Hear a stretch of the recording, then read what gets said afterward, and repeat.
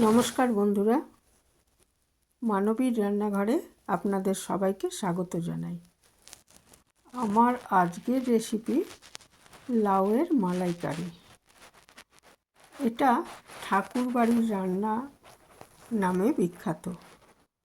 তো খুব কম উপকরণে এই রান্নাটি তৈরি করা যায়, খেতেও যথেষ্ট ভালো হয়। আর লাউ খাওয়া তো আমরা সবাই জানি যে প্রচণ্ড উপকারী।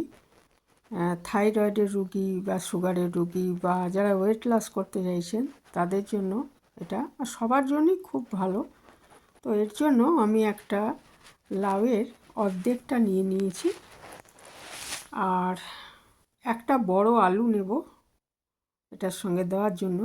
লাউটা আগে টুকরো করে ধুয়ে তারপর ছোট ছোট টুকরো করেছি।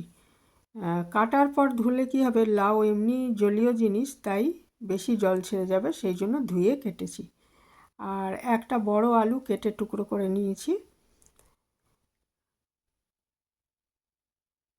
আর নারকেল কোড়া আমি অর্ধেকটা নারকেলেরটা কুড়িয়ে নিয়েছি। তারপরে এটার থেকে আমি নারকেলের দুধ বার করে নিলাম আর কি, গ্রাইন্ডারে পেস্ট করে একটু জল দিয়ে পেস্ট করেছি, করে তারপরে সেটাকে ছেঁকে নিয়েছি। দেখুন, হাফ গ্লাস মতো এখানে নারকেলের দুধ আছে। আর ছিবড়েটা পরে আমি ব্যবহার করব অন্য কাজে।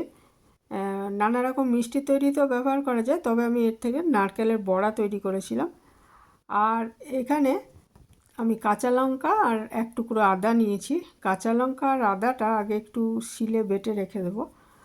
আর তারপরে একটা কড়াই বসিয়ে আমি এখানে 2 চামচ মতো সাদা তেল দিচ্ছি। সাদা তেলে এই রান্নাটা করা হয়। তো আমি এখানে অলিভ অয়েল ইউজ করেছি, আপনারা যে কোনো সাদা তেল ব্যবহার করতে পারবেন। তারপরে এখানে ইচ্ছে করলে 5 ফোড়ন দিতে পারেন, তবে আমি কিন্তু কোনো ফোড়ন দিইনি, কারণ মালাইকারিতে নারকেলের দুধ আর থাকবে, তো ওটারই একটা সুন্দর গন্ধ বেরোবে, ওই জন্য আমি কোনো ফোড়ন দিইনি এতে। ইচ্ছে করলে আপনারা দিতে পারেন।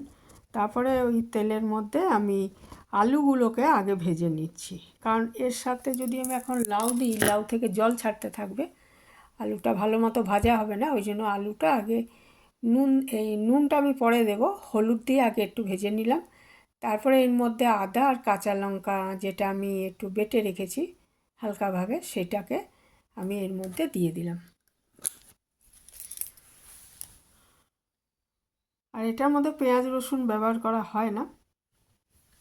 আদা আর কাঁচা লঙ্কা দিয়ে একটু একটু সাঁতলে নেওয়ার পর এর মধ্যে আমি অল্প ধনে গুঁড়ো আর অল্প জিরে গুঁড়ো আর সামান্য একটু লাল লঙ্কার গুঁড়ো দিয়ে দিলাম। মশলা বলতে আমি এই দিয়েছি। এটা মশলাটা আগে জলে ভিজিয়ে রাখলেও হতো, তো আমি আর জলে ভেজাইনি, এটা এইভাবে আমি একটু সাঁতলে নিচ্ছি। নিয়ে এর মধ্যে আমি লাউয়ের টুকরোগুলো দিয়ে দেবো। তেলটা একটু কম লাগছিল বলে আমি আর একটুখানি সামান্য একটু তেল দিয়েছি।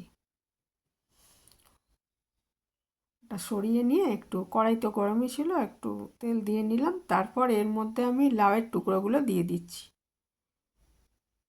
দিয়ে একটু এটা আমি এর সাথে কষিয়ে নেব। একটু পরেই কিন্তু এটার থেকে জল ছাড়তে থাকবে, কারণ লাউ হচ্ছে একদম মানে লাউয়ের মধ্যে প্রচুর জল রয়েছে, কাজেই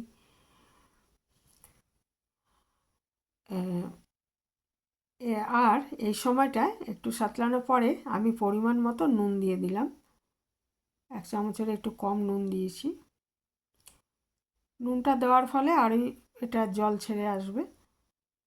জল ছাড়তে থাকলে আরও একটুখানি কষিয়ে নিয়ে এর মধ্যে আমি নারকেলের দুধটা দিয়ে দেবো।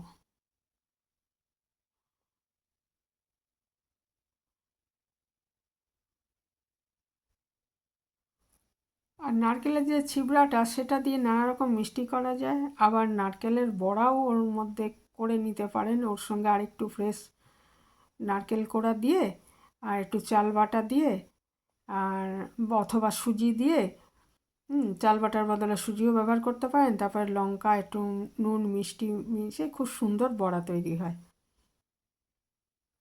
তো ওটাও ফেলা যাবে না আর কি। আর এই নারকেলের দুধটা আমি এই রান্নায় ব্যবহার করব,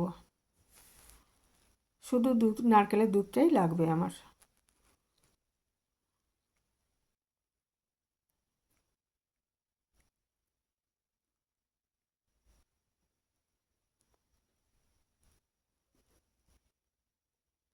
একটু কষিয়ে নিচ্ছি যতক্ষণ না এটাতে দেখুন জল ছাড়তে আরম্ভ করেছে।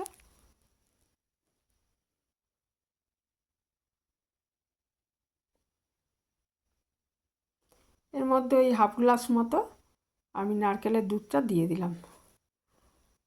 আর লাউয়ের থেকেও একটু জল ছাড়বে, কাজে এখন আর জল দিচ্ছি না। যদি মনে হয় তাহলে আমি পরে আর একটু গরম জল মেশাবো। মানে এটা খুব বেশি ঝোলও থাকবে না, আবার একদম লাউ ঘন্টের মতো শুকনোও হবে না। এবারে আমি দেখুন ঢাকা দিয়ে দিচ্ছি।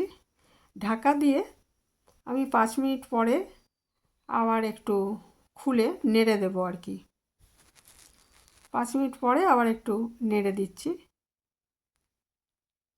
এর মধ্যে কিন্তু একটু চিনি দিতে হবে, একটু মিষ্টি দিলে স্বাদটা ভালো লাগবে। কারণ মালাইকারি তো একটুখানি মিষ্টি মিষ্টি দিলেই ভালো লাগবে, একটু মিষ্টি মিষ্টি ভালো লাগবে তরকারিটা।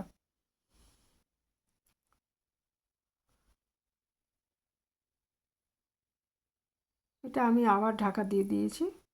ঢাকা দিয়ে আবার মিনিট 5 রান্না করে নিচ্ছি।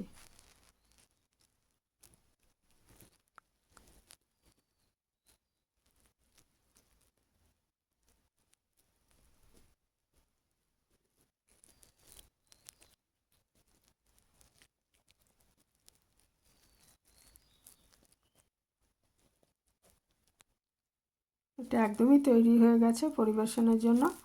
ভাত বা রুটি দুটোর সাথেই ভালো লাগবে এটা খেতে। কারা কারা এইভাবে করেন কমেন্টে জানাতে পারেন।